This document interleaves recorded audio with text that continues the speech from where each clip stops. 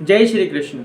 आज का जो वक्तव्य मैं निर्गत करने जा रहा हूँ ये अत्यंत महत्वपूर्ण है उन सभी सनातनियों के लिए, उन सभी हिंदुओं के लिए जो कि अपने धर्म को समझना चाहते हैं।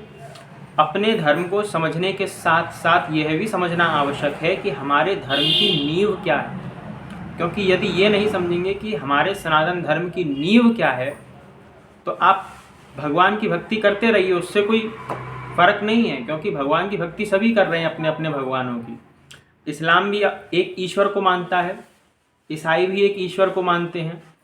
अपने विधर्मियों के जो हैं वो उनके अलग ईश्वर हैं और हम सनातनियों के अपने अलग ईश्वर हैं। तो ईश्वर को मानने से भी कोई व्यक्ति आस्तिक हो, ऐसी बात नहीं है। बात समझने की यहाँ पर ये है कि हमारे सनातन धर्म के अंदर जितने आघात विधर्मियों के माध्यम से किए जा रहे हैं, और कोई ऐसा नहीं कि कोई तलवार लेकर के आ रहा है या कोई बंदूक लेकर के आ रहा है हमारे ऊपर, नहीं, वो आ रहा है वेश धारण करके। क्योंकि यदि कोई व्यक्ति हमारा परिचित मित्र के रूप में आ जाए, क्योंकि शत्रु के रूप में आएगा हम उसको पहचान लेंगे, डंडा लेकर के आएगा पहचान लेंगे, किंतु यदि कोई व्यक्ति हमारा मित्र बन करके आ रहा है तो पहचानना अत्यंत कठिन है। कोई व्यक्ति मित्र बन के पीछे से हमारे ऊपर आघात कर दे तो वहाँ पर हमको पराजित होना पड़ेगा। इसीलिए विधर्मी जो षड्यंत्र रच रहे हैं वो बम, गोली, बारूद इत्यादि के बल पर नहीं रच रहे। अभी इस समय जो विधर्मियों का षड्यंत्र है वो आपका वेश धारण करके, माने संतों का, सनातन धर्म में जो संतों का वेश बताया गया है उस प्रकार की वेशभूषा इत्यादि धारण करके जो विधर्मी है घुसपैठ कर रहे हैं सनातन धर्म के अंदर। इससे सनातन धर्म का ह्रास हो रहा है। एक वीडियो मैंने अभी देखा जहाँ पर एक मुस्लिम व्यक्ति है जो कि टोपी पहनता है, ठीक है, टोपी पहन करके कथा करता है। टोपी पहन करके एक मुसलमान व्यक्ति कथा वाचन कर रहा है और उसको सुनने के लिए जा रहे हैं अनेकों हिंदू। क्या उन हिंदुओं का पतन नहीं होगा? ये किस प्रकार की कथा है जहाँ पर एक मुसलमान कथा कह रहा है टोपी पहन करके और सभी हिंदू उसको सुनने के लिए जा रहे हैं। माने कि जो विधर्मी हैं वो टोपी भी पहन रहा है, माने अपने मिलिच मत का भी हमारे व्यास गद्दी से प्रचार कर रहा है। व्यास गद्दी पर विधर्मियों का शासन हो गया है। व्यास गद्दी को हड़पने के लिए विधर्मी आ गए हैं, क्योंकि व्यास गद्दी इतनी महत्वपूर्ण उनको दिखाई देती है कि व्यास गद्दी से हम लाखों लोगों को भटका सकते हैं, उनको दिशाहीन बना सकते हैं। क्योंकि हिंदुओं का जो प्रमाद है, पूरी शंकराचार्य जी कहते हैं ना, हिंदुओं का जो प्रमाद है वही अन्य तंत्रों का जीवन है, और यही है, हमने प्रमाद किया वही अन्य तंत्रों का जीवन बना। जिस प्रकार से श्रीमद् भागवत में आता है कि इंद्रदेव का प्रमाद बना, गुरु का अपमान हुआ, उनके प्रमाद के कारण ही वृतासुर का जन्म हुआ। वृतासुर का जन्म ही नहीं होता यदि इंद्रदेव से प्रमाद ना होता, यदि उन्होंने गुरु का अपमान ना किया होता, जो उनकी राजसभा में पधारे थे उनको प्रणाम किया होता, तो गुरुजी तिरोहित ना होते। गुरुजी तिरोहित ना होते उनको उसके पास नहीं जाना पड़ता, विश्वरूप के पास नहीं जाना पड़ता, है ना। तो ये सारी बात है, और वहाँ से फिर उसको विश्वरूप का वध नहीं करना पड़ता। वो भी अपने मामा की तरफ आकर्षित थे, क्योंकि असुर कुल से भी थे, माता असुर कुल से थी। तो बाद में फिर वृतासुर का भी जन्म हुआ त्वष्टा के माध्यम से। तो ये सब बातें समझने की हैं कि इंद्रदेव के एक प्रमाद के कारण उनको कितना कुछ झेलना पड़ा। कमल तंतु के नाल में भी उनको अपना जीवन व्यतीत करना पड़ा। वहाँ पे नहुष का राज्य हो गया स्वर्ग के अंदर। माने इंद्रदेव के मात्र एक प्रमाद से, गुरु के अपमान से उनको कितना कुछ झेलना पड़ा। स्वर्ग से निष्कासित हो गए, 1000 दिव्य वर्षों तक उनको कमलनाल में रहना पड़ा, क्या कुछ उनको झेलना पड़ा। तो ये सब बातें हैं। अब एक मुसलमान व्यक्ति जो व्यास गद्दी पर आसीन है उसको हजारों हिंदू सुन रहे हैं। अब इससे होगा क्या? इससे अब आप सोचोगे कि इससे तो सामंजस्य हो रहा है कि एक मुसलमान व्यक्ति, चलो अच्छी बात है, हमारे धर्म के अंदर आ रहा है, कथा कह रहा है, किंतु नहीं, ये विधर्मियों का सबसे बड़ा षड्यंत्र है। यदि उसको हमारे सनातन धर्म के अंदर आना था, सनातन धर्म को स्वीकार करना था, तो सनातन धर्म की शैली से स्वीकार करना था। चैतन्य महाप्रभु के परिकरों में भी जो हरिदास ठाकुर थे वो भी यवन कुल के थे, मलेच्छ कुल के थे, किंतु कभी उन्होंने व्यास गद्दी पर अपना जो है आधिपत्य नहीं जमाया, वो कभी आचार्य नहीं बने। हरिदास ठाकुर जी सदैव नाम निष्ठा थी उनकी, नाम के प्रति उनका रुझान था, सदैव नाम जप किया करते थे। वो जानते थे कि मैं यवन कुल का हूँ, इसीलिए हरिदास ठाकुर जी ने कभी भी जनेऊ धारण नहीं किया। हरिदास ठाकुर जी ने कभी जगन्नाथ मंदिर में प्रवेश नहीं किया। हरिदास ठाकुर जी ने कभी कोई कर्मकांड इत्यादि की क्रिया संपन्न नहीं की, क्योंकि वो जानते थे कि मैं म्लेच्छ कुल का हूँ, यवन कुल का हूँ, इन सब पर मेरा अधिकार नहीं है। हालांकि वो इन सभी मर्यादाओं से ऊपर उठ चुके थे, किंतु लोक शिक्षार्थ उन्होंने ये अपने चरित्र से बताया कि देखो भाई, मैं यवन कुल का हूँ और यवन कुल में होने के नाते ये मर्यादा है कि मैं मंदिर में प्रवेश ना करूँ। ये मेरी मर्यादा है कि मैं केवल नाम निष्ठा में ही श्रद्धा रखूँ। जो व्यक्ति म्लेच्छ कुल का है उसका आचार्य बनने का अधिकार नहीं है, उसको व्यासपीठ पर बैठने का अधिकार नहीं है। वो जो है नाम जप कर सकता है, उसका केवल नाम जप में अधिकार है। जिस प्रकार से हरिदास ठाकुर जी ने नाम जप किया और फिर बाद में उनको भगवत प्राप्ति भी हुई, ठीक इसी प्रकार से म्लेच्छों का कार्य कथा का उपदेश करना नहीं है व्यासपीठ से बैठ करके। उनका कार्य केवल इतना है, यदि उनकी सनातन धर्म के प्रति रुझान है, रुचि है, तो केवल और केवल नाम जप करें, हरि का नाम जपें, उससे जो है सभी लोगों का अवगत कराएं हरि नाम जप के। व्यास गद्दी पर बैठ करके कथा ना सुनाएं। यदि रुझान है तो अपना जो मजहब है उसका भी त्याग करें ना। ये क्या है, टोपी पहन करके हमको कथा सुनानी है, माने कि जो हिंदू धर्म के लोग कथा सुन रहे हैं वो हमारी ओर आकर्षित होंगे, उनसे फिर हम क्या करेंगे, विवाह, रोटी बेटी की एकता करानी है ना, तो वहाँ पे क्या करेंगे कि कोई व्यक्ति आएगा तो लव मैरिज इत्यादि के माध्यम से क्या करेंगे कि अन्य पंथों में, अन्य मजहबों में, इस्लाम में, ईसाइयत में भी उनका विवाह करवा देंगे, जिससे कि सनातन धर्म जो है वो विकृत हो जाए, क्योंकि वर्ण संकरता जो है वो इनको फैलानी है। हमारे यहाँ पे ये नियम था कि ब्राह्मण का कार्य ब्राह्मण, क्षत्रिय का क्षत्रिय, वैश्य का वैश्य, शूद्र का शूद्र करे, किंतु इस जो मर्यादा की तिलांजलि दी गई वो बहुत ही दुख की बात है, वो बहुत खेद की बात है। अब जिस प्रकार से कई सारे लोग महिमा मंडन करते हैं इस्लाम का, ईसाइयत का, जिसमें इस्कॉन संस्था भी है।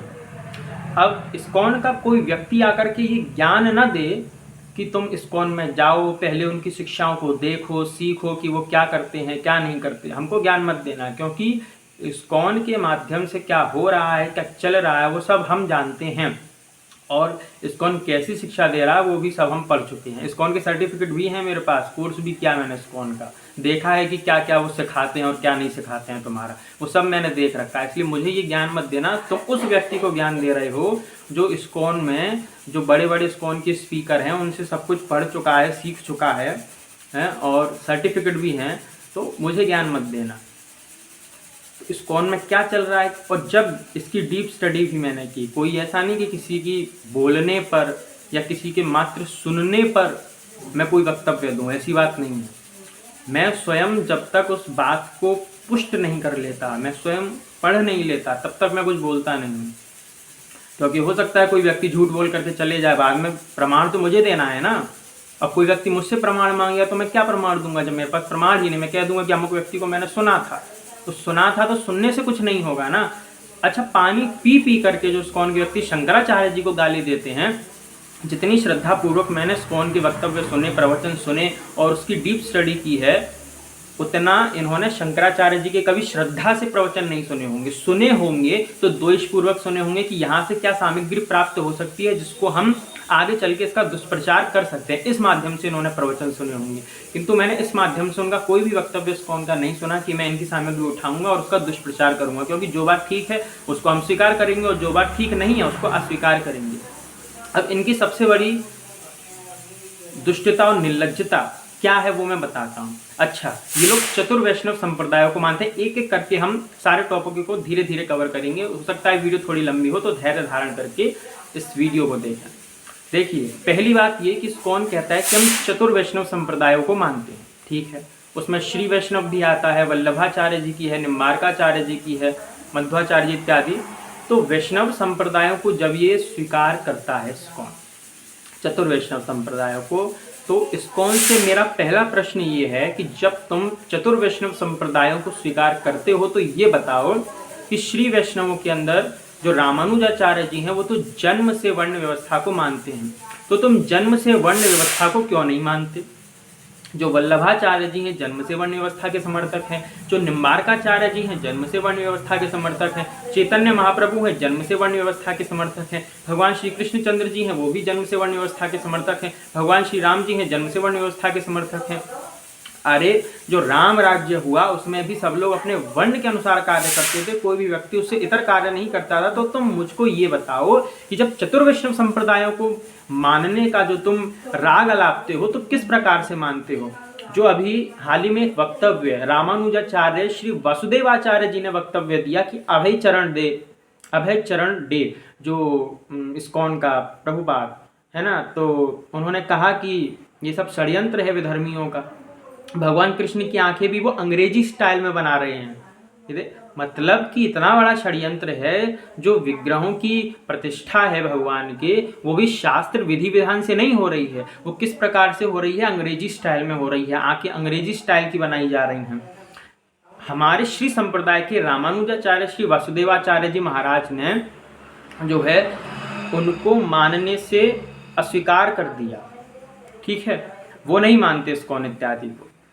हमारे श्री वैष्णव नहीं मानते, वल्लभाचार्य जी, मार्काचार्य जी इत्यादि क्यों मानेंगे? क्योंकि जन्म से वर्ण व्यवस्था के समर्थक ही नहीं है ये लोग। और क्योंकि अब ये लोग क्या कहते हैं कि कोई भी व्यक्ति जो है जन्म से वर्ण व्यवस्था को नहीं मानता तो हम क्यों माने? अरे तुम्हारे न मानने से, किसी अन्य के न मानने से परलोक का जो संविधान है वो डगमगा नहीं जाएगा ना। यमराज किसके आधार पर निर्णय करेंगे कि इतने लोग जो है वर्ण व्यवस्था के समर्थक नहीं थे, इसलिए हम भी जो है अपनी जो संविधान है वो बदल देंगे? तुम्हारे आधार पर यमराज अपना संविधान बदलेंगे क्या? ऐसा तो नहीं है ना कि तुम्हारे आधार पर जितने लोग यहाँ पे दुराचार कर रहे हैं, निर्लज्जता दिखा रहे हैं, उसके आधार पर यमराज जाकर के अपना संविधान बदलेंगे। अरे यहाँ तो हालत ये है कि जो न्यायालय है वो तो ये कह रहा है कि स्त्रियों के साथ जो दुर्व्यवहार होगा उसमें भी क्या है, ये दुर्व्यवहार के उसमें नहीं आते हैं, लक्षण घटित नहीं होते हैं। तो क्या करोगे फिर? यमराज अपनी डायरी से हटा करके वो संविधान बदल देंगे क्या? तुम्हारी निर्लज्जता के लिए वो सारी बातें वहां से हटाएंगे? मतलब हद होती है भाई किसी निर्लज्जता की भी। हाँ, तो ये लोग मतलब ये लोग जो अब देखिए श्री वैष्णवों में जो जन्म से वर्ण व्यवस्था मानते हैं तो वासुदेवाचार्य जी ने मना कर दिया है ना। वहीं पर राघवाचार्य जी का भी एक वक्तव्य आया, वो भी श्री वैष्णव है। उन्होंने भी कहा कि ये जो है दंड इनको पकड़ा देते हैं, त्रिदंडी स्वामी, क्षमा करिएगा थोड़ा, तो त्रिदंडी स्वामी जो ये बना देते हैं वो नहीं बनाना चाहिए, क्योंकि शास्त्र के सर्वथा विरुद्ध है। त्रिदंडी स्वामी बनाना किसी म्लेच्छ को शास्त्र के विरुद्ध है। कोई जो व्यक्ति जन्म से ब्राह्मण हो वही व्यक्ति जो है त्रिदंडी स्वामी हो सकता है, किंतु अन्य व्यक्ति जो है वो त्रिदंडी स्वामी नहीं हो सकता। जो म्लेच्छ कुल का है वो नहीं हो सकता। जो जन्मना वर्ण व्यवस्था का समर्थक है और जो जन्म से ब्राह्मण है वही हो सकता है। उसमें भी सुनिए, ऐसा नहीं है कि म्लेच्छों को दंड नहीं देना है, क्षत्रिय को और वैश्य को भी त्रिदंड का अधिकार नहीं है, संन्यास का अधिकार नहीं है। संन्यास का अधिकार केवल ब्राह्मण को है, अन्य जो क्षत्रिय वैश्य और शूद्र है उनको भी नहीं है। तो यहाँ पर ये भी बात नहीं आती कि म्लेच्छों से या फिर शूद्रों से कोई घृणा की बात होगी, ऐसा भी नहीं है। तो राघवाचार्य जी ने भी ये वक्तव्य दिया कि जो म्लेच्छों को ये दंड इत्यादि दे रहे हैं तो वह भी गलत है। और ये सर्वत्र जो प्रचार कर रहे हैं भगवद गीता का, किस आधार पर कर रहे हैं? क्योंकि भगवद गीता में वचन प्राप्त होता है, इदम ते ना तपस्काय ना भक्ताय कदाचना ना चाशुषु शैवाच्यम।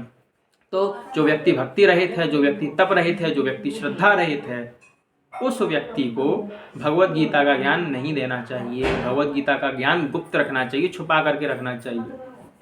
भगवद गीता का ज्ञान गुप्त रखना चाहिए किस व्यक्ति से? जो श्रद्धा रहित है, तप रहित है। किंतु ये लोग क्या कर रहे हैं? सड़क पे जाकर के भगवद गीता दे रहे हैं। जो ज्ञान गुप्त रखने को भगवान ने कहा है उस व्यक्ति से, जो अब तुम्हें कैसे पता कि वो व्यक्ति श्रद्धा रहित है या तप रहित? तुम्हें कैसे पता कि वो जो व्यक्ति है वो श्रद्धावान है, वो तप कर रहा है? तप का मतलब यहाँ पर अपनी वर्णाश्रम मर्यादा अनुकूल जो तप है उसकी मान्यता है, स्वधर्म के अनुसार। किंतु वहाँ पर भगवद गीता का भी इनको अपमान करना है। अब जो जन्म से वर्ण व्यवस्था है उसका सबसे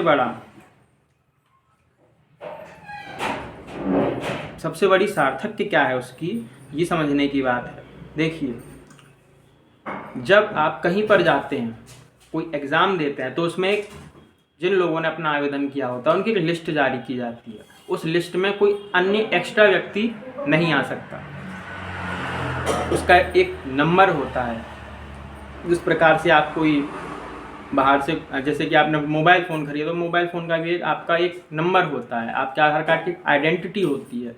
इसी प्रकार से जन्म से जो व्यक्ति ब्राह्मण होता है उसका गोत्र होता है, तो गोत्र के आधार पर निर्धारण किया जाता है ये व्यक्ति किस कुल का है, उसका विधिवत जो है संस्कार किया जाता है। किंतु यदि गोत्र की ही उस व्यक्ति ने तिलांजलि दे दी है, कुल देवी देवता की तिलांजलि दे दी है, तो उसके आधार पर क्या होगा, उसका सर्वनाश ही होगा। तो कोई भी विधर्मी जो है वो एंट्री नहीं कर सकता हमारे धर्म में, क्योंकि हमको पता है कि जो यज्ञ याग आदि कराने का जो कार्य है वो केवल ब्राह्मणों का है। तो वहाँ पर कोई विधर्मी नहीं आ सकता कि हम करा देंगे ये कार्य, क्यों? क्योंकि वो कार्य ब्राह्मण का है। अब सुनिए, यदि आप शास्त्र अध्ययन किए हों तो आपको पता चलेगा कि इन लोगों की चोरी आराम से पकड़ी जा सकती है। कैसे? ये लोग कहते हैं कि कर्म से वर्ण व्यवस्था, कर्म से वर्ण व्यवस्था को यदि माना जाए इनके अनुसार, तो एक व्यक्ति ब्राह्मण हो रहा है, क्षत्रिय हो रहा है, वैश्य हो रहा है, शूद्र हो रहा है, दिन में 10 बार पता नहीं क्या क्या बने जा रहा है वो व्यक्ति। तो जब उसकी इतनी बार जातियां बदल रही हैं कर्म से वर्ण व्यवस्था के आधार पर, तो यहाँ पर सोचने की बात है कि जब गुरुकुल में प्रवेश होता है व्यक्ति का, तो गुरुकुल में ब्राह्मण, क्षत्रिय, वैश्य इन तीनों को ही अधिकार है वेद पढ़ने का, तो शूद्र तो जाएगा नहीं वेद पढ़ने के लिए। तो जब इन लोगों का विधिवत उपनयन संस्कार होता है तो वहाँ पे क्या बताया कि ब्राह्मण का जो उपनयन संस्कार है वो 16 वर्ष तक हो जाना चाहिए ब्राह्मण का। अभी क्या उपनयन संस्कार हुआ नहीं, किंतु वहाँ विधान ये बता दिया कि ब्राह्मण बालक का उपनयन संस्कार 16 वर्ष तक हो जाना चाहिए। कैसे पता चल रहा है? ये पता चल रहा है उसके गोत्र से कि ये व्यक्ति अमुक गोत्र का इसलिए ब्राह्मण है, ये व्यक्ति अमुक गोत्र का इसलिए ये क्या है, वैश्य, क्षत्रिय और शूद्र है। तो इस प्रकार से गोत्र के आधार पर निर्धारण किया जाता है जन्म से कि इसका कुल क्या है, उसके आधार पर ही बताया जाता है कि ये व्यक्ति ब्राह्मण है, इसका जनेऊ हो, क्षत्रिय इसका इतनी आयु पर जनेऊ हो जाना चाहिए, और जो वैश्य उसका अमुक आयु पर जनेऊ हो जाना चाहिए, 24 वर्ष तक वैश्य का, 22 वर्ष तक क्षत्रिय का और 16 वर्ष तक ब्राह्मण का। अब जब मुंडन इत्यादि हो जाता है, जब जनेऊ धारण कर लेता, उपनयन संस्कार इत्यादि हो जाता है, तो गुरु के यहाँ पे एक विधान भी है कि वो भिक्षा लेने के लिए जाते हैं। तो उपनयन संस्कार किसका हुआ? ब्राह्मण का भी हुआ, क्षत्रिय का भी हुआ, वैश्य का भी हुआ। अब तीनों यहाँ पर देखिएगा कि ब्राह्मण जो है, क्षत्रिय जो है, वैश्य जो है, वो एक ही कर्म कर रहे हैं। ब्राह्मण भी भिक्षा लेने के लिए जा रहा है, क्षत्रिय भी भिक्षा लेने के लिए जा रहा है, वैश्य भी भिक्षा लेने के लिए जा रहा है। अब जब तीनों ही भिक्षा लेने के लिए जा रहे हैं तो यहाँ पर ये मानना पड़ेगा ना इसको, हमको कर्म के आधार पर कि तीनों ही ब्राह्मण हैं। हो गया कि नहीं हो गया कि भाई भिक्षा कौन? अब तीनों ही भिक्षा मांग रहे हैं ना, ब्राह्मण, क्षत्रिय, वैश्य। यदि हम जन्म के आधार पर देखें तो हम तो ये मानेंगे ना एक व्यक्ति ब्राह्मण है, एक क्षत्रिय और एक वैश्य, शूद्र तो वहाँ पे है ही नहीं। तो यदि तीनों ही व्यक्ति भिक्षा मांग रहे हैं और कर्म के आधार पर यदि ये देखेंगे और जन्म के आधार पर देखेंगे, हम निर्धारण कर रहे हैं, तो कर्म के आधार पर तो फिर तीनों ब्राह्मण हुए, क्योंकि तीनों का एक जैसा कार्य है। किंतु अब हम यहाँ पे इनकी पहचान कैसे करेंगे? सुनिए, शास्त्रों के अंदर इसका विधान है, और यदि कर्म के आधार पर होता और तीनों ही ब्राह्मण, फिर तो शास्त्र के अंदर कोई ऐसा विधान प्राप्त ही नहीं होता ना, क्योंकि तीनों ही ब्राह्मण हो गए। तो जब वो भिक्षा मांगने के लिए जाते हैं तो ब्राह्मण जो व्यक्ति है वो क्या उच्चारण करेगा? भिक्षा के लिए बोलेगा भवती भिक्षाम में देहि, माने प्रथम भवती शब्द का उच्चारण करेगा। और जो क्षत्रिय है वो बोलेगा भिक्षाम भवती में देहि, और जो वैश्य है वो बोलेगा भिक्षाम देहि में भवती। माने कि जो भवती शब्द का उच्चारण है वो ब्राह्मण पहले कर रहा है, भवती भिक्षाम में देहि, ये किसने बोला? ब्राह्मण ने। भिक्षाम भवती में देहि, दूसरे नंबर पे भवती का उच्चारण जो किया वो क्षत्रिय ने किया, और फिर वैश्य ने क्या किया? भिक्षाम देहि में भवती। भवती शब्द का उपयोग सबसे आखिरी में कहाँ पर किसने किया? वैश्य ने। तो यहाँ पर भवती शब्द का उच्चारण कौन किस प्रकार से करेगा, इसका भी विधान बताया गया शास्त्रों के अंदर। माने कि इससे यह स्पष्ट हो गया कि ब्राह्मण, क्षत्रिय, वैश्य तीनों एक ही कार्य कर रहे हैं, उपनयन संस्कार तीनों का ही हुआ है और तीनों ही भिक्षा मांग रहे हैं, किंतु तीनों भिक्षा मांगते हुए अलग अलग शब्दों का उच्चारण कर रहे हैं, भवती शब्द का। इससे ये व्यक्ति ब्राह्मण है जो भवती भिक्षा में देहि कह रहा है, और ये व्यक्ति जो है क्षत्रिय, ये व्यक्ति जो है वैश्य। इस प्रकार से इसके कर्मों का जो है निर्धारण हो गया कि यहाँ पे ये अमुक व्यक्ति ब्राह्मण, क्षत्रिय, वैश्य है। तो इन लोगों, अब ये लोग कहते हैं कि हम कर्मणा वर्ण व्यवस्था के समर्थक हैं, जो कि देवलोक में मानी जाती है। तो देवलोक में जो कर्मणा वर्ण व्यवस्था मानी जाती है, यदि तुम उसके भी समर्थक हो तो तुमको ये भी स्वीकार करना पड़ेगा कि देवताओं में जो विवाह इत्यादि कर्म होते हैं वो बहुत ही दिव्य होते हैं। और कर्मणा वर्ण व्यवस्था के जो तुम समर्थक हो ना देवलोक के, तो सुनो, ब्रह्मा जी के पुत्र कौन थे? भगवान शिव। और ब्रह्मा जी के ही पुत्र कौन थे? दक्ष। तो दक्ष और भगवान शिव कौन हो गए? भाई भाई। और भगवान शिव की पत्नी कौन थी? माता सती। और सती किसकी पुत्री है? दक्ष की। तो माने कि ब्रह्मा जी के दो पुत्र शिव और दक्ष की पुत्री सती, और सती का विवाह भगवान शिव से हुआ। माने कि भाई ने भाई की पुत्री से विवाह कर लिया। तो कर्मणा वर्ण व्यवस्था के आधार पर तुम कर सकते हो क्या? ये कार्य तुम कर सकते हो क्या?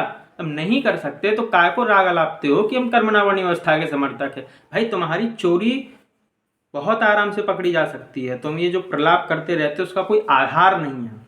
अब सुनो, जो इन्होंने एक नींव बनाई है इस्कॉन की संस्थान की, तो भगवत गीता के आधार पर मैं बता दूं, कोई भी व्यक्ति, यदि हम कोई कार्य करने के लिए जाते हैं तो भगवत गीता क्या बताती है? उसमें पढ़ा है कुछ, अनुबंधम क्षयम हिंसा मनवेच्छी च पौरुषम मोहादारभ्यते कर्मा यत् तामसम उच्यते।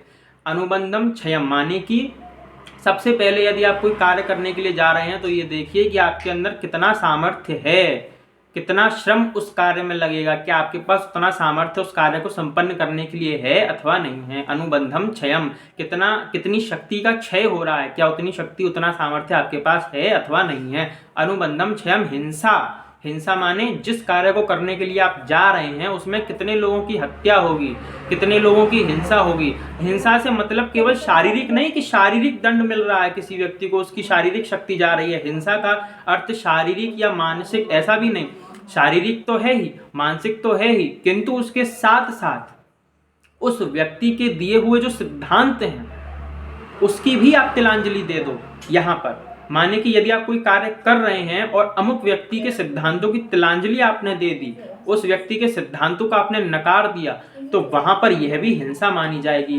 तो माने कि जो इस्कॉन है उसने सबसे पहला कार्य यहाँ पे मोहादारभ्यते कर्म यत् तामसम उच्यते, मानी कि ये जो कार्य इस्कॉन के द्वारा संचालित किया जा रहा है वो मोह के वशीभूत होकर के किया जा रहा है। भगवत गीता के आधार पर ये पता चलता है, क्योंकि इस्कॉन ने रामानुजाचार्य भगवान के सिद्धांत की तिलांजलि दी, जन्मना वर्ण व्यवस्था की दे दिया नहीं दे दी। अब मिलेच्छों को ये दंड दे रहे हैं उसमें तिलांजलि दे दिया नहीं दे दी। रामानुजाचार्य जी तो इस बात के समर्थक नहीं थे, वल्लभाचार्य जी इस बात के समर्थक नहीं थे, निम्बार्काचार्य जी इस बात के समर्थक नहीं थे, किंतु इस्कॉन वाले इस बात का समर्थन करते हैं। इसका अर्थ है कि रामानुजाचार्य जी, वल्लभाचार्य जी, चैतन्य महाप्रभु और निम्बार्काचार्य जी, मध्वाचार्य जी, इन सब के सिद्धांतों की जो हिंसा इस्कॉन के द्वारा की गई है, जो बलात्कार किया गया है, जो तिलांजलि और जो श्राद्ध तर्पण इन लोगों ने कर दिया है, इसका अर्थ क्या होता है कि यहाँ पे जो इस्कॉन के द्वारा कार्य संचालित किया जा रहा है वो यत् तामसम उच्यते, तामसिक कार्य है गीता के अनुसार। क्योंकि यदि ये सिद्धांतों के साथ चलते तो वहां पर वो कार्य सात्विक होता, किंतु इन्होंने जो भगवत गीता का वाक्य है अनुबंधम क्षयम हिंसा मनवेच्छे च पौरुषम, उसका इन्होंने उसका जो लक्षण है वो इस्कॉन के अंदर घटित हो रहा है कि हिंसा हो रही है, सिद्धांतों की हिंसा हो रही है, रामानुजाचार्य महाभाग के सिद्धांतों की हिंसा हो रही है इस्कॉन के द्वारा। और ये जो है चतुर्वैष्णव संप्रदायों का टैग लेकर के घूमते हैं कि हम इनको स्वीकार करते हैं, हम इनको प्रमाण रूप में मानते हैं, उनके नाम से अपनी रोटी बना रहे हैं और पानी पी पी कर शंकराचार्य जी को गाली दे रहे हैं। इसका मतलब आप समझते हैं? अब सुनिए, शंकराचार्य जी को ये लोग गाली क्यों देते हैं? क्योंकि वैष्णव संप्रदायों में शंकराचार्य जी के सिद्धांतों में मतभेद है। रामानुजाचार्य जी ने शंकराचार्य जी के सिद्धांतों का जो है खंडन किया है, ठीक है। अब वैष्णव संप्रदायों के अंदर शंकराचार्य जी के सिद्धांतों को मान्यता नहीं दी जाती है, इसीलिए ये लोग पानी पी पी कर शंकराचार्य जी के सिद्धांतों को गाली देते हैं। इससे क्या होता है, इनको लगता है कि अन्य वैष्णव जो लोग हैं वो हमारा समर्थन करेंगे क्योंकि हम जो है शंकराचार्य जी के सिद्धांतों को नहीं मानते हैं। इसीलिए इन्होंने शंकराचार्य जी को टारगेट किया कि ये पानी पी पी कर शंकराचार्य जी को गाली देंगे, अन्य वैष्णव संप्रदाय इनके समर्थन में उतरेंगे और इनको मानेंगे कि हाँ ये देखो मायावादियों को नहीं मानते, शंकराचार्य जी को नहीं मानते हैं, ये बात है। और फिर ये लोग क्या कहते हैं कि हम भगवान कृष्ण के अनन्य भक्त हैं, भगवान कृष्ण के अनन्य भक्त होने के कारण ही जो है हम महादेव को भी जो है नहीं मानते, यह भी ये लोग कहते हैं। तो अब सुनो, ये लोग महादेव को नहीं मानते ना, किसके कारण? अनन्यता के कारण। तो यहाँ पे प्रभुपाद क्या लिखते हैं, इस्लाम इज ऑल्सो वैष्णविज्म, मतलब इस्लाम जो है वो वैष्णविज्म हो गया इनके लिए। मतलब जो मिलिच्छ मत का प्रचार करने वाले लोग हैं, जो आसुरी मत का प्रचार करने वाले लोग हैं, वो इनके लिए वैष्णविज्म हो गए। अच्छा सुनो, कुरान इज ऑल्सो शास्त्र। प्रभुपाद का कहता है कि कुरान भी जो है वो शास्त्र है। अब अभय चरण डे के अनुसार जो कुरान है वो शास्त्र हो सकता है। अब सुनो, जो अमोघ लीला है वो पानी पी पी कर गाली देता है शिव पुराण को, ये कहते हुए कि शिव पुराण तामसिक है। अब ये लोग विवाद करेंगे कि वैष्णवों में भी जो है शिव पुराण को तामसिक माना जाता है। अवश्य माना जाता है, मैं कोई अस्वीकार नहीं करता इस बात को, किंतु हम ये नहीं कहते, श्री वैष्णवों में या फिर अन्य वैष्णव संप्रदायों में ये कभी नहीं कहा गया कि कुरान जो है वो शास्त्र है, बाइबल जो है वो शास्त्र है। किंतु ये क्या कहते हैं, इनकी संस्थाएं क्या कहती हैं कि कुरान शास्त्र है, बाइबल शास्त्र है, किंतु शिव पुराण तामसिक है। इनके अंदर इतना सामर्थ्य नहीं है कि ये लोग बोल सकें कि जो कुरान है, जो बाइबल है वो तामसिक है, वो मिलिच्छ मत का प्रचार करने वाली है। कुरान और बाइबल का हमारे वेद आदि शास्त्रों से कोई लेना देना नहीं है, उनका हमें अध्ययन अध्यापन करवाने की कोई आवश्यकता नहीं है।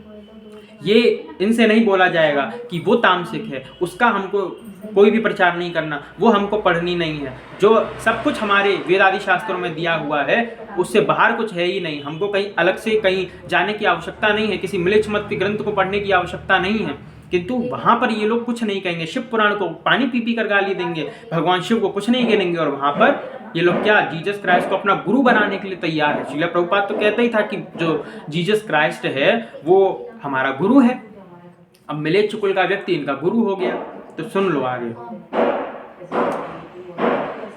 हजरत मोहम्मद इज अ शाक्तावेश अवतार। हजरत मोहम्मद इज एन ऑथोरिटी, मतलब ये हजरत मोहम्मद को ऑथोरिटी मानता है।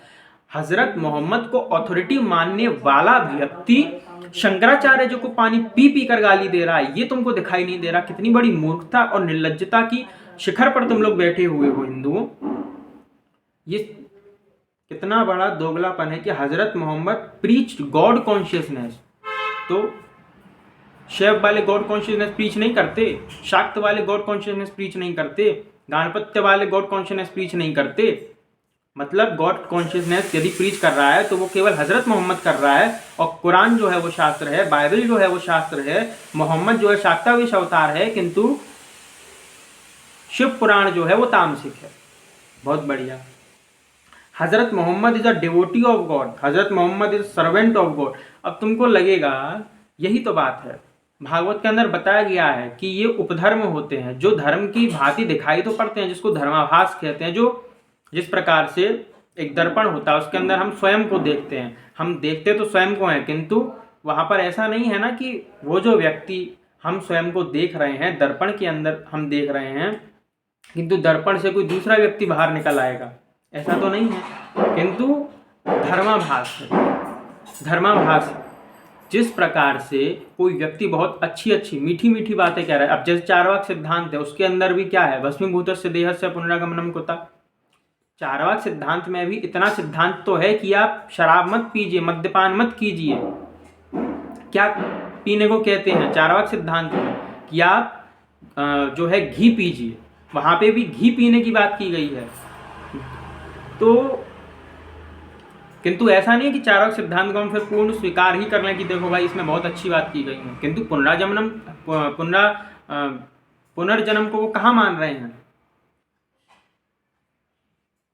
तो पुनर्जन्म को न मानने वाले व्यक्ति, उनके अंदर भी कहीं ना कहीं कुछ अच्छी बातें दिखाई देती हैं, किंतु उसका अर्थ ये नहीं कि हम उनको ऑथोरिटी मान लेंगे। किंतु ये यहाँ पर क्या कह रहा है कि हजरत मोहम्मद इज एन ऑथोरिटी, किंतु शंकराचार्य जी ऑथोरिटी नहीं है, हजरत मोहम्मद ऑथोरिटी है। समझ गए? तो ये इन लोगों की नीचता है। अब सुनो, इन लोगों ने क्या कहा, श्रीला प्रभुपाद क्या कहता है, if Muhammad is the servant of God and Jesus Christ is the son of God, then where is the break of disciplic succession? वाह वाह वाह, मतलब इनकी गुरु शिष्य परंपरा को कौन बता रहा है? प्रभुपाद क्या बता रहा है कि if Muhammad is the servant of God, जो मोहम्मद है वो गॉड का सर्वेंट है, और जीसस क्राइस्ट भी कौन है? गॉड का सर्वेंट है। तो यहाँ पर इनकी जो गुरु शिष्य परंपरा है उसका उच्छेद कहाँ हो रहा है? ये ऐसा कहता है। फिर after all the disciplic succession is beginning from God, so how do you find that there is no disciplic succession? If the original tree has branches, twigs and leaves and they are in touch with the original tree, it is all right. The test is whether the lion is in touch with the supreme. That is all. Muhammad and Jesus Christ appeared in the Kali Yuga, the present age of quarrel and hypocrisy. Their instruction is as it is because the person to whom they had to speak could not understand anymore, and they find it difficult to understand even that much. ये letter है 1970 का। तो यहाँ पर जो प्रभुपाद है वो क्या कर रहा है, वो बता रहा है कि इनकी जो गुरु परंपरा है वो तो प्रमाणित है, क्योंकि वो भी सर्वेंट है और वो भी सर्वेंट है। माने कि लोगों की जो चापलूसी है ईसाइयत के प्रति, वो भी इसमें आप देख सकते हैं कि कितनी ये चापलूसी कर रहे हैं। और क्या कहते हैं कि बुद्ध इज अ शाक्ताविश अवतार। अवतार के विशेष में बता दूं कि अंश अवतार, अंशांश अवतार, पूर्ण अवतार, कला अवतार और परिपूर्ण अवतार, ये अवतार के प्रभेद होते हैं, जिसमें कि अंश अवतार है, अंशांश अवतार, कला अवतार, पूर्ण, परिपूर्ण इत्यादि अवतार हैं। तो अंश अवतार किसको कहते हैं? तो अंश अवतार उसको कहते हैं जहां पर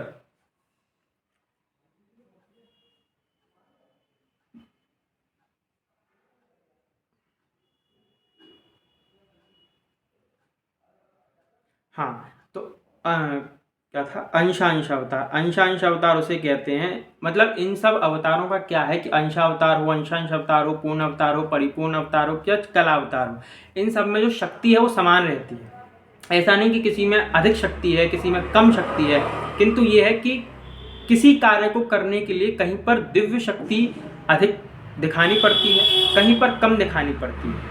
ठीक है, कभी कभी क्या होता है, जन्म से ही भगवान जो अवतार धारण करते हैं, जन्म से ही दिव्यता रहती है, दिव्यता तो रहती है, किंतु दिव्य शक्तियों को जन्म से प्रकट करते हैं। किंतु कहीं कहीं पर बीच बीच में समय अनुकूल अनुसार जहाँ पर चमत्कार दिखाने होते हैं वहाँ दिखाते हैं, और जहाँ नहीं दिखाने होते वहाँ नहीं दिखाते। तो यहाँ पर बताया गया अंशांश अवतार में जो समुद्र मंथन में हुआ, कच्छप अवतार, हरि, गजेंद्र मोक्ष, माने कि एक कार्य की सिद्धि के लिए जो अवतार होता है वो अंशांश अवतार है। कूर्म अवतार समुद्र मंथन के समय, नरसिंह भगवान की जो गणना है वो भी पूर्ण अवतार में की गई है। तो यदि कार्यों की संख्या और भी अधिक हो लेकिन दिव्य कार्य अवतरण के समय से ही प्रारंभ ना हो, बाद में किसी निमित्त से दिव्यता दिखानी पड़े, वही यहाँ पे लिखा गया है, तो सामान्य होने की घटना हो तो वह कला अवतार है, आवेश अवतार है। कला अवतार और आवेश अवतार, इसमें बुद्ध भगवान की गणना भी की गई है। तो यहाँ पर जो इस्कॉन ने बताया कि जो बुद्ध है वो क्या है, इनके लिए शाक्तावेश अवतार है ना। तो बुद्धो नामना जनुसता की कटेशु भविष्यति, श्रीमद् भागवत का ही वचन है कि बुद्ध जो है वो भगवान विष्णु के ही अवतार हैं। बुद्धो नामना जनुसता की कटेशु भविष्यति, तो भगवान बुद्ध जो भगवान विष्णु के अवतार हैं, वो तो शास्त्र से प्रमाणित है कि हाँ भगवान बुद्ध जो है वो भगवान विष्णु के अवतार हैं। किंतु शास्त्र से ये कहाँ प्रमाणित हो रहा है कि हजरत मोहम्मद जो है वो भगवान का शाक्तावेश अवतार है? कौन से शास्त्र में लिखा है? लेकर के आओ भाई। जहाँ तुम भगवान शिव को पानी पी पी कर गाली देते हो और ये कहते हो कि सारी वैष्णव संप्रदाय भगवान शिव और विष्णु में भेद करती हैं, तो शास्त्रों के अंदर पूर्व पुराण ईश्वर गीता 11वां अध्याय तुमको ये प्राप्त हो जाएगा कि शिव और विष्णु में अभेद है। ये तिमं विष्णुम अव्यक्तम माम वदेवम महेश्वरम एति भावेन पश्यन्ति ना तेषाम पुनरुद्भवा, ये तुमको प्राप्त हो जाएगा।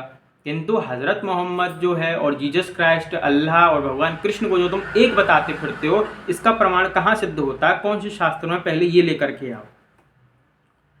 अब एक बड़ी गजब की बात ये है कि एक इस्कॉन का व्यक्ति कुछ कहता है, एक कुछ कहता है, अन्य व्यक्ति कुछ कहता है।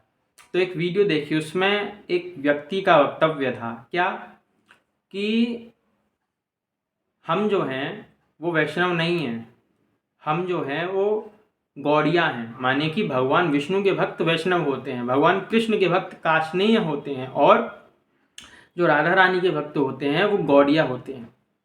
अरे जब राधा रानी के भक्त गौड़िया होते हैं, कृष्ण के भक्त काष्णेय होते हैं और भगवान विष्णु के भक्त वैष्णव होते हैं, तो तुम ये बताओ कि तुम वैष्णवता का टैग लेके क्यों घूम रहे हो? फिर जब तुमको कोई कुछ बोलता है तो तुम ये क्यों कहते हो कि तुम वैष्णव निंदा कर रहे हो? तो वहाँ पे फिर वैष्णव निंदा नहीं हो रही ना। फिर ये मत कहो कि वैष्णव निंदा हो रही है और वैष्णव श्रेष्ठ होते हैं, फिर ये भी मत कहो। फिर ये कहो कि हम गौड़िया हैं, राधा रानी के भक्त हैं। फिर वहाँ पे वैष्णवता मत लगाओ। अब देखो इनकी निर्लज्जता कि यहाँ पर इनको वैष्णवता भी लगानी है, यहाँ पे इनको भगवान कृष्ण का टैग भी लेना है, कृष्णा कॉन्शियसनेस चला करके काशने हो गए ये लोग। अब इनको गौड़िया का टैग भी लेना है। मतलब हरि भक्ति विलास में जो गोपाल भट्ट गोस्वामी जी ने लिखी है, उसकी कमेंट्री आप देखेंगे तो गोपाल भट्ट गोस्वामी जी ने जो हरि भक्ति विलास में लिखा है, वहां पर स्पष्ट रूप से लिखा है कि जन्म से ही ब्राह्मण माना जाएगा, और जो व्यक्ति जन्म से ब्राह्मण है वही सबका गुरु होने योग्य है, और जो व्यक्ति जन्म से ब्राह्मण नहीं है वो किसी का गुरु नहीं हो सकता। किंतु यहाँ पर ये लोग जो है हरि भक्ति विलास की भी तिलांजलि दे देंगे, अपने गौड़ीय संप्रदाय के ग्रंथ की भी तिलांजलि दे करके बात करेंगे कि देखो हम ही सबसे बड़े हैं। जिस प्रकार से इन्होंने राघवाचार्य जी को गालियां दी ना कि राघवाचार्य जी कुछ आता जाता नहीं है, तो जो व्यक्ति इनके विरोध में कुछ बोल दे तो भले ही व्यक्ति ज्ञानी बना रहे, किंतु उस व्यक्ति को कुछ नहीं आता, क्योंकि उस व्यक्ति ने इनके विरोध में वक्तव्य दे दिया। ये इन लोगों की धूर्तता है। अब आप ये देखेंगे, अच्छा ये बताओ कि काशने शब्द कहाँ आता है भाई, कि भगवान कृष्ण के भक्त काशने हैं, ये बता दो कहाँ है काशने शब्द का प्रयोग, कहाँ किया गया है? क्योंकि जो भगवान श्री राम के भक्त हैं उनको भी वैष्णव बोला जाता है, भगवान विष्णु के भक्त हैं उनको भी वैष्णव बोला जाता है, भगवान कृष्ण के भक्त हैं उनको भी वैष्णव बोला जाता है। अब यदि देखो तुम ये कहो कि हम जो हैं भगवान विष्णु के भक्त हैं, भगवान विष्णु और कृष्ण को हम एक ही मानते हैं, तो तुम्हारा फिर ये वक्तव्य प्राप्त हो जाता है अमोघ लीला का कि वो कह रहा है भगवान विष्णु में इतनी कलाएं हैं और भगवान कृष्ण में इतनी कलाएं हैं, तो वहां पर भी तुम एक नहीं हो पा रहे। फिर तुम ये कहते हो कि हम वैष्णव हैं, तो वहीं पे दूसरा स्कॉन वाला आकर के कह देता है कि नहीं भाई हम तो गौड़िया हैं, हम तो कृष्ण के भक्त तो भैया काशने होते हैं, तो तुम लोग तो काशने भी नहीं हो, तुम लोग वैष्णव भी नहीं हो, तुम तो गौड़िया हो जाओ। तो तुम्हारा कहीं मेल बैठ रहा है, तुम्हें पता है तुम क्या कर रहे हो, क्या खिचड़ी पका रहे हो। मतलब इतनी बड़ी धूर्तता की हद इन लोगों ने पार कर रखी है।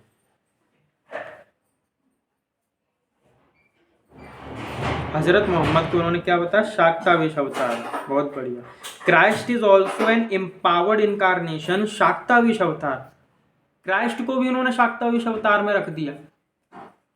देखो भाई, भगवान बुद्ध जो हैं उनके सिद्धांतों को नहीं मानते, वो बात अलग है, किंतु शास्त्रों में भगवान विष्णु के अवतार की गणना में बुद्ध जी का नाम आता है, इसलिए उनको हम प्रमाणित मानते हैं अवतार के रूप में। सिद्धांतों को न मानना वो एक अलग बात है।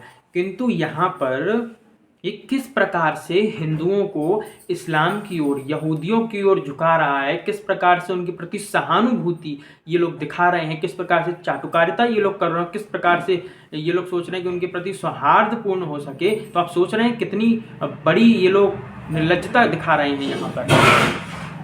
इनकी ऐसे ही पोल पट्टी खोलेंगे। अब देखिए सुनिए, there are many foolish persons who say that one can chant Hare Krishna और chant the name of Kali और दुर्गा और Shiva because they are all the same. यहाँ पर इसके कहने का अर्थ है कि कितने फुलिश पर्सन लोग हैं जो ये कहते हैं कि हरे कृष्णा को जपना और काली दुर्गा और शिव के नाम को जपना एक समान है, किंतु ऐसा नहीं है। मतलब काली दुर्गा और शिव के नाम को ये हरे कृष्णा नाम के बराबर नहीं समझता, किंतु क्राइस्ट के नाम को जपना ये किसके समान समझता है? भगवान कृष्ण के समान। अल्लाह के नाम को जपना किसके समान समझता है? भगवान कृष्ण के समान। मतलब चाटुकारिता देख रहे हो कि मतलब कि हमको काली दुर्गा के नाम पे, शिव के नाम पर तो गाली देनी है, किंतु अल्लाह का जहाँ पर नाम आएगा, क्राइस्ट का नाम आएगा, तो हम क्या कहेंगे कि ना बाजी आप जो है क्राइस्ट का नाम जपिए, वो भी कृष्ण का ही नाम है, आप जो है अल्लाह का नाम जपिए, वो भी कृष्ण का ही नाम है। तो शिव जी का नाम कृष्ण का नाम नहीं है क्या? काली दुर्गा भगवान शिव का नाम नहीं है क्या? वो भगवान कृष्ण का नाम नहीं है क्या? ये इनकी अलग मूर्खता चल रही है। इनके लिए कुरान शास्त्र है तो भविष्य पुराण शास्त्र नहीं है, कुर्म पुराण शास्त्र नहीं है, उसमें जो ईश्वर गीता आती है जिसमें शिव और कृष्ण का अभेद बताया है वो शास्त्र नहीं है क्या? मतलब क्या चापलूसी चल रही है यहाँ पे? तुम्हारे लिए क्राइस्ट और हजरत मोहम्मद, कुरान, ये सब शास्त्र हो जाएंगे, और जो बाकी के इत्यादि जिसमें दिया हुआ है, ब्रह्म विवर्त पुराण है, ब्रह्मांड पुराण है, ब्रह्म पुराण है, पद्म पुराण है, स्कंद पुराण है, ये सब शास्त्र नहीं है तुम्हारे लिए। गजब की चापलूसी चल रही है, गजब की।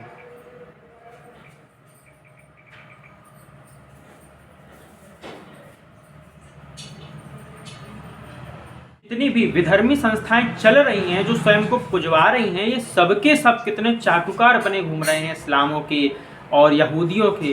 ये देखिए जो रामपाल है वो भी देखिए आप, उसकी यदि आप साइट पे जाएंगे तो वो भी क्या कहता है, वो भी कबीर को अल्लाह से जोड़ करके बताता है। वो क्या कहता है, what does Allah means in Islam. तो Allah in Islam means supreme God.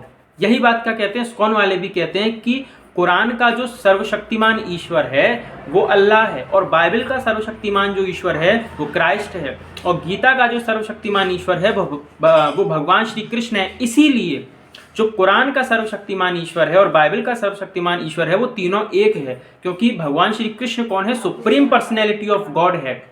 And according to Quran and according to Bible, supreme personality of Godhead is Allah and Jesus also.